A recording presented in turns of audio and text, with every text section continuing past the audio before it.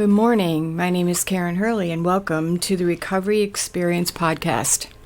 I am a co-founder of ATC, a one-day intervention company that provides CEUs to all individuals, EAPs, everybody that would like to learn how to be an interventionist. And my co-host is Cynthia Wiesman, who is Executive Director of Women Empowering Women. Good morning. We are in different spaces. Good morning.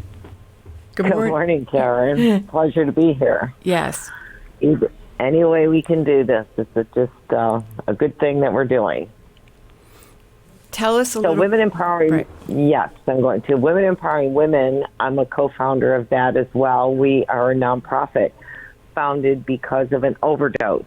The death of a young lady caused, just a heartfelt feeling that something should be done so that people don't die in vain, and we spread the word of recovery and the recovery movement.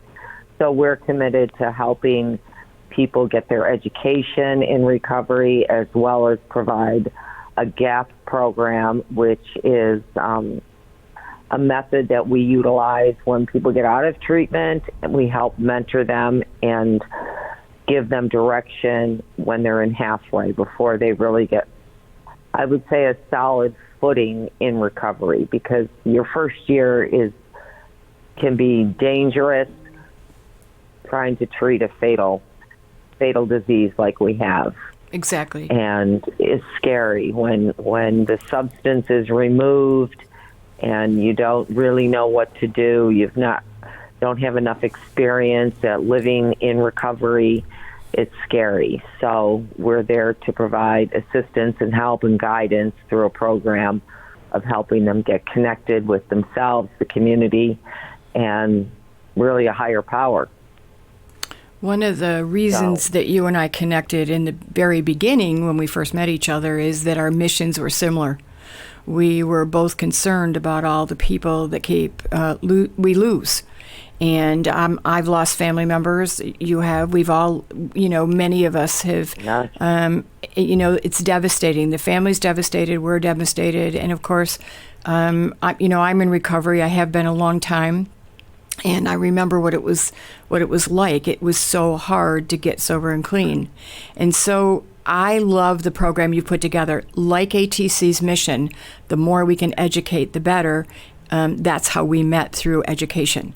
And you're doing the same thing. The support and education that you're giving these young women is incredible. So you want to explain a little bit about what the GAP program is and why we in ATC, me as a woman, a recovering woman, why we think this is so important? Well, before I do that, I want to back up with the importance of people understanding that there's a crisis moment, and that crisis, knowing how to handle the crisis intervention that you do, knowing how to speak to somebody, it's so important, because we really are all human beings suffering. We're in a lot of pain, and we're suffering and very ill at the time.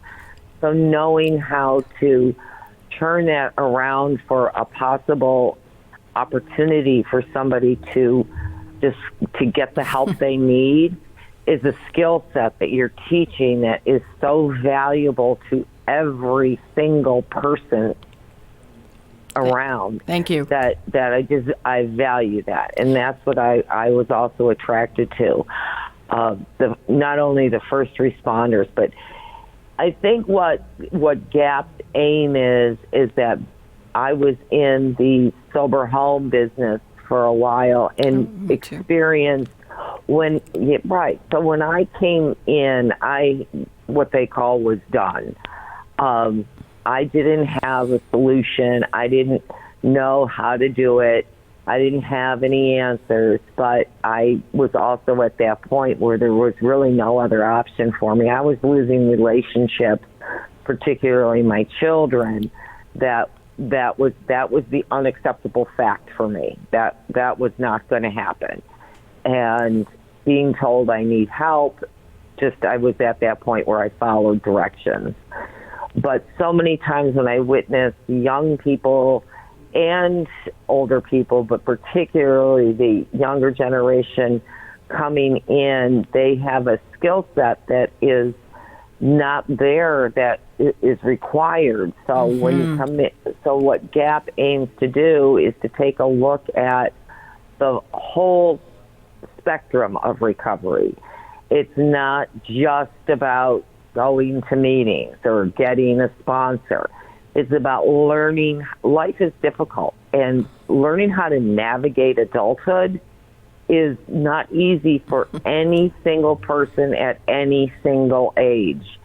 It's not meant to be done alone. So the opposite of addiction is truly connection.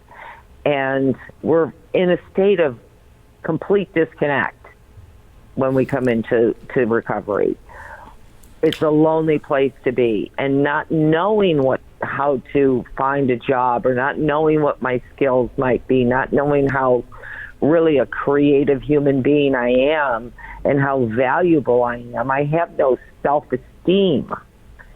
So we aim to take a look at not only the spirituality of things, but real living skills. Like what does nutrition have to do with anything? It's a vital part of my recovery, it turns out. You know, my brain, my gut health. So we have nutritionists that work with them.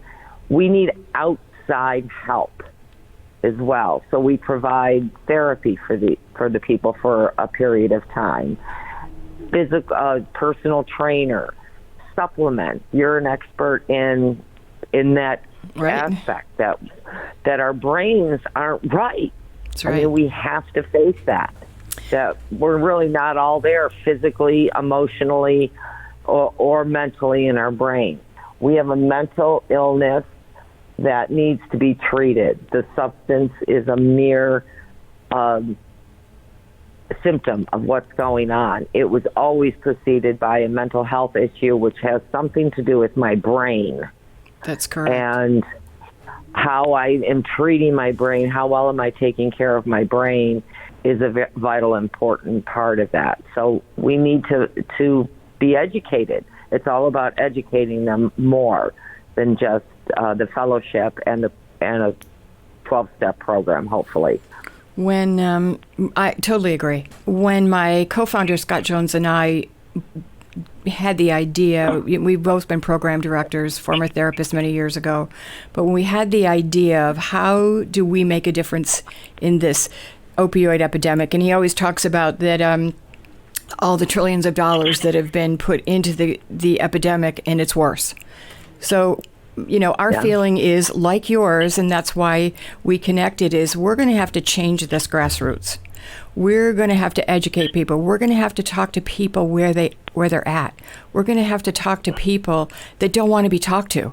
We're going to have to educate people on how to do that. One person at a time, things will change. And we know the statistics. For every one person gets better, there's a rippling effect to 7 to 10 people. So grassroots is what's going to change this. It's always been what's going to change this.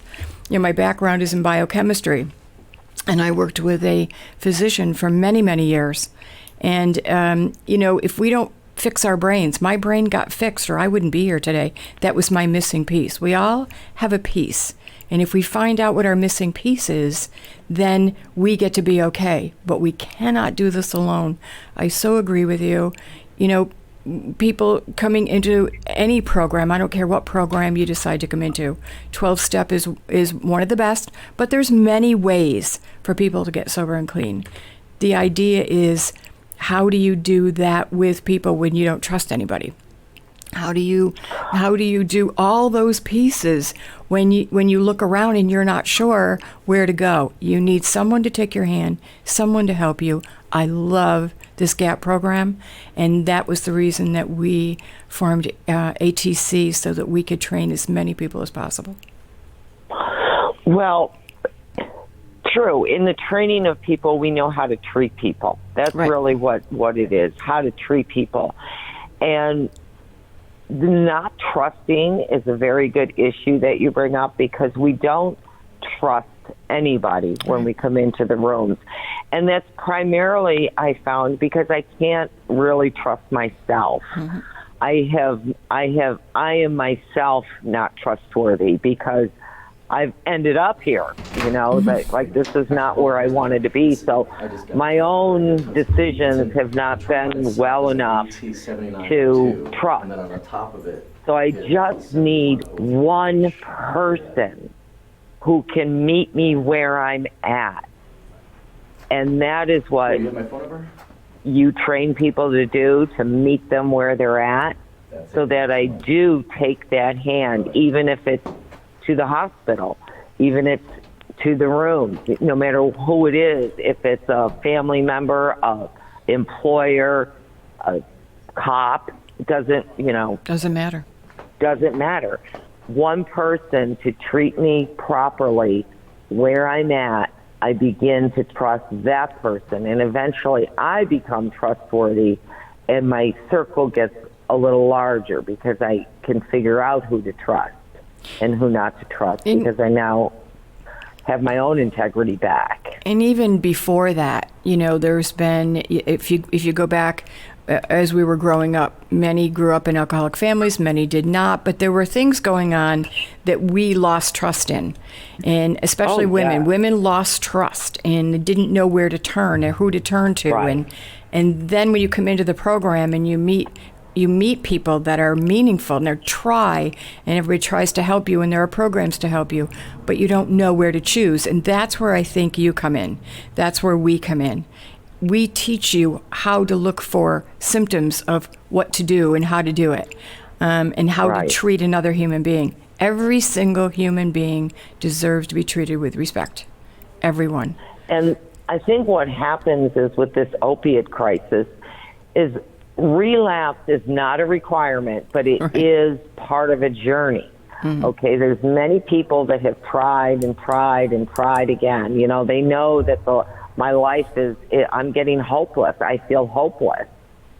So the problem is with the opiate crisis is it's so deadly. Right. People don't have the option of doing it anymore because they die. Right. Just like that, whether they meant to or not. It's not knowing what to do next, and the easiest to get the effect of, I can't feel this, I don't want to feel this, it's uncomfortable for me, I have never trusted anybody, there's some sort of dysfunction of mental health that has gone on. There is nobody, people do not say, I grew up in a fabulous home, I had everything I wanted, and then I, just went into this self-destructive behavior and started to destroy myself for no reason at all. I don't believe it. It's just not my experience. They haven't really gotten to the truth of that somewhere along the line, something wasn't right. That's and right. The way I coped may have been an acceptable social behavior. It may not have been, but it wasn't. It ultimately took me to a disease where I crossed that line and I could no longer get out. I was either going to die or get better. That's right. And, when that moment comes, it's not going to be, many times, and most of the people that we've talked to is, you can have a crisis happen, you can get arrested, you can have something happen in your life, you can have all these things happen, but people still move on. I remember my little 3-year-old son saying to me, I hate you. I didn't get sober for another 4 or 5 years. Right. But when that moment was there, and that person was there and said to me, it's time for what, that's your moment. And if somebody is there to help you with that moment, that's when the change happens. Because I stayed sober and clean from then on. And I hadn't been off and on. So it's that moment. How do you help somebody reach that moment? And that's what we teach. In that moment is when life happens. And I think that's... And to watch people recover, yes. To watch their lives turn around, to watch them learn how to care for themselves, to realize that they're important and that they matter and their voice counts, to see that bloom and blossom in them, for them to be able to get in touch with their own creative capacities and inherently gifted to them is so beautiful. Sure is. So, and just to have purpose, to have to know that they wake up in the morning, and we may not always know what it is, but we have a purpose. Well, and one of the things that people think about addiction is by the time somebody gets to rehab, we're talking about stage 4. We're talking about all the way at the end. And if you think about any other disease and you think about stage 4, people are like, oh, what can I do to help you? How can I help you? Rather than shun you and not want anything to do with you. And this is the disease that no one wants anything to do with you. So how do you find your way? And if it's not programs, and it's not programs like you do, programs like we do, people get lost. I've seen a lot of people leave rehab with everything. Boy, they're ready to go. They're going to be great. I've got this, and can't find their way because your GAP program, that program is what makes the difference. How do you transition? Because you said something before that's very important. People don't have life skills. You've lost life skills through your addiction because you learn to survive any way that you can. And that doesn't mean you have to be on the street to learn to survive. You've learned to survive on any level that you come from. And all of that gets mixed up, and you don't know what the truth is anymore. And you don't know how to live, just simply live, basic things to live. And that's what we're all about, all of us. Well, you know, Karen, even though I was older when I got into recovery, and I knew how to balance a checkbook, I knew how to exercise, I knew how to, take care of myself, didn't mean that I knew how to cope with life. And sometimes we have overwhelming circumstances when we come in to recovery. Again, back to Women Empowering Women, Kim Kinkle had a felony record and was blocked at getting good employment because of that. So we try to work with employers who agree to hire a felony record person that has a felony that isn't too outlandish there. Right. And that's another important part. Like, you may not have a license, you may not have ID, you may not have any means left. This is a very self-destructive disease, and it's the only disease that tells us we don't have it. That's correct. So we need to get people around that have been through it. That's why it's said, that it's one person helping another person who has already gone through it, who has been restored, has a life. The ripple effect of recovery is far greater, like you said, you mentioned that, than the ripple effect of my disease. That's right. And someone was always there for us. I've had many mentors come into my life, and you pay it forward. You give that back. And giving that back and helping another human being is what truly mission is all about. That's what life is really all about. And however we do that with whatever skills we have is exactly what we need to do. Right. And it's just so sad to watch people still die of this disease. As I was saying, I was chairing a beginner meeting this morning, and after the meeting, talking to newcomers and them telling me that their drug of choice was crack and alcohol. And these days, she said, you don't even get crack. It's all laced with fentanyl. That's right. And to have crack laced with fentanyl seems like that's crazy. Like, she goes, yeah, it's not crack anymore. You die on it. Yep. So it's so important to really get the help you need, because I think a lot of people just don't have answers. And I don't know how to live. And it's so exhausting. Do you remember how exhausting it was to be an active alcoholic or addict? Oh my gosh. Talk about having a full-time job. People don't understand how exhausting it is to truly be a active alcoholic who's I was drinking 24 hours a day. That's right. Was a full-time job. Well, It was just ridiculous. I remember, I was a heroin addict as well as drinking, but you're always thinking about the next place, what you're going to do, how you're going to do Always. it. It is so devastating. Do you have enough? Where are you going to get it? Where is it going How to are be? you Do gonna I get have enough to right now? Do I'm going to get through the night? Am I going to get through the day? And people don't realize what a toll that takes, as well as what it's doing to your brain chemistry all the time. And one of the Right. things that I've noticed in the last probably 7 or 8, maybe 10 years of doing hair tests is there's so much more heavy metals and arsenic and garbage in these drugs that people are using and affecting their brains. And the PET scans, I was looking, talking to the physician I used to work with over the weekend, and the PET scans show that there's such change from these drugs. And if we don't help put our people, put our humans, we're all here on the same planet. If we don't put their brain chemistry back together and help people to learn and put them together, how are we all going to live? This mission is so important. And you talk about energy. I go 24/7. I have tons of energy. Exactly Right. the opposite of what I was using and drinking. Yeah. Exactly the And opposite. I realized that in recovery too. At some point along the line, I was like, I have so much energy. What is that? And that is really referred to as the spiritual awakening There you within go. us. That we have life in us now. We are full of life, full of just meaning and purpose to do whatever it is we put it, and it doesn't matter what it is. It's whatever we're putting our energy into, we feel full. That's right. But one of the other things that I like to explain or teach, and this happens to especially women, because we tend to be the caretakers, the caregivers to people.